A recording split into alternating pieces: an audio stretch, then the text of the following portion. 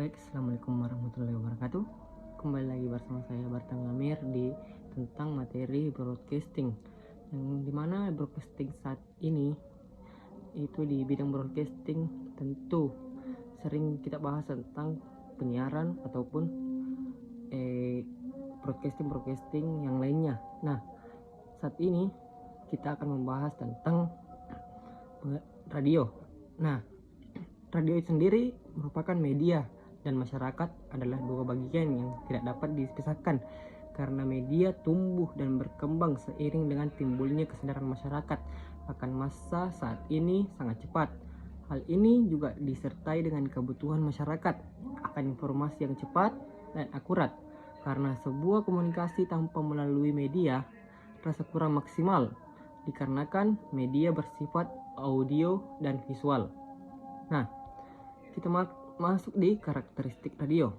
Radio memiliki karakteristik yang berbeda dengan media massa lainnya. Dibandingkan dengan media lain, media radio karakteristik khas sebagai berikut. Nah, yang pertama itu auditori. Radio adalah suara untuk didengar. Karenanya ini siaran bersifat sepintas lain dan tidak dapat diulang. Pendengaran tidak mungkin menoleh ke belakang sebagaimana pembaca koran yang bisa kembali kepada tulisan yang sudah dibaca atau mengulang bacaan. Nah, nomor 2 kita masuk di transmisi. Proses penyebarluasan atau disampaikan kepada pendengar melalui pemancar transmisi. 3. Mengandung gangguan seperti timbul tenggelam atau fading dan gangguan teknik channel noise factor. Di keempat, radio menciptakan gambar like picture dalam imajinasi pendengar dengan kekuatan kata dan suara. Siaran radio merupakan seni memainkan imajinasi pendengar melalui kata suara. Pendengar hanya bisa membayangkan dalam imajinasinya apa yang dikemukakan penyiar, bahkan tentang sosok penyiarnya sendiri. Fungsi siaran radio sendiri itu merupakan fungsi menyampaikan informasi dari stasiun pemancar ke seluruh stasiun penerima dengan transmisi tanpa kabel. Keberadaan radio berawal dari penemuan James G. Maxwell mengenal teori gelombang elektromagnet yang kemudian direalisasikan oleh Heinrich Hertz pada tahun 1887. Kemudian Marconi menemukan metode transmisi suara tanpa kabel dan dilanjutkan dengan penyempurnaan eksperimen tentang berbagai susunan transmisi tanpa kabel oleh Nikola Tesla. Nah, kemudian David Sarnoff mengemukakan ide tentang bagaimana jika stasiun penerima dibuat secara massal sehingga dapat dijadikan sebagai peralatan rumah tangga seperti halnya piano atau fonograf yang dapat menghadirkan musik ke dalam rumah secara wireless, atau Sarnoff memberi nama radio music box. Untuk idenya ini pada tahun 1919, impian Sarnoff terwujud. Pesawat radio diciptakan dan dapat dibeli oleh masyarakat umum sampai sekarang, dan kita pun dapat menikmatinya. Bahkan kini kita dapat membeli radio dengan harga yang relatif murah dan ukuran sangat kecil. Sekarang ikut sebagai fitur pelengkap untuk handphone dan MP3 player.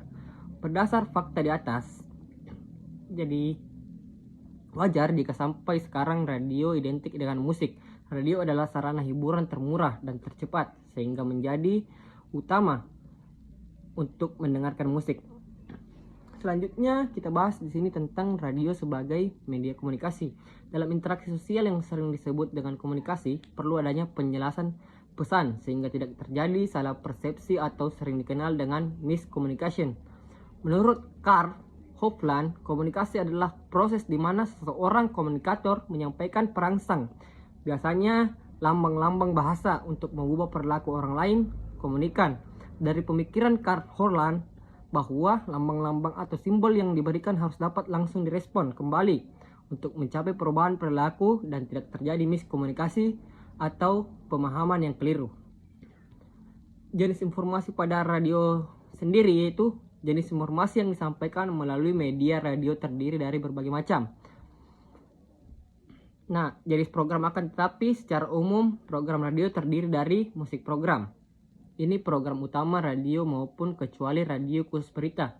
Biasanya berisi pemutaran lagu, pemilihan pendengar, diselingi info iringan atau kuis. Sesuai pemutaran lagu, biasanya diselingi juga komentator tentang lagu tersebut.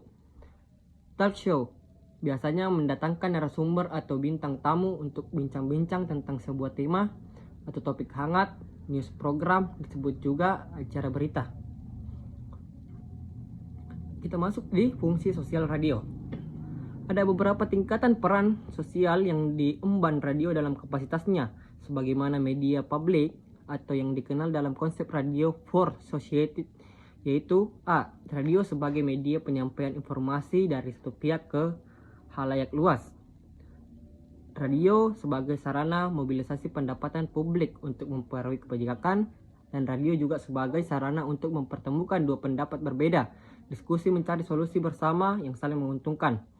Radio sebagai sarana untuk mengikat kebersamaan dalam kemanusiaan dan kejujuran.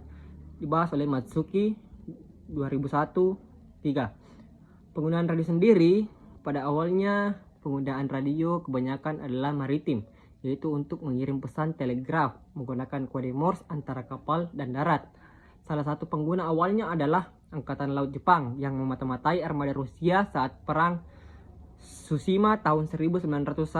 Salah satu penggunaan yang paling dikenang adalah pada saat tenggelamnya kapal penumpang Inggris RMS Titanic pada tahun 1912, termasuk komunikasi antara operator di kapal yang sedang tenggelam dan kapal terdekat, dan komunikasi ke stasiun darat mendaftar yang terselamatkan. Nah, mungkin sekian yang saya bahas tentang radio kali ini. Mungkin masih banyak pembahasan radio yang lebih tergantung dengan broadcasting. Saya hanya membawakan pengantar tentang fungsional radio dan penggunaannya. Sekian dan terima kasih.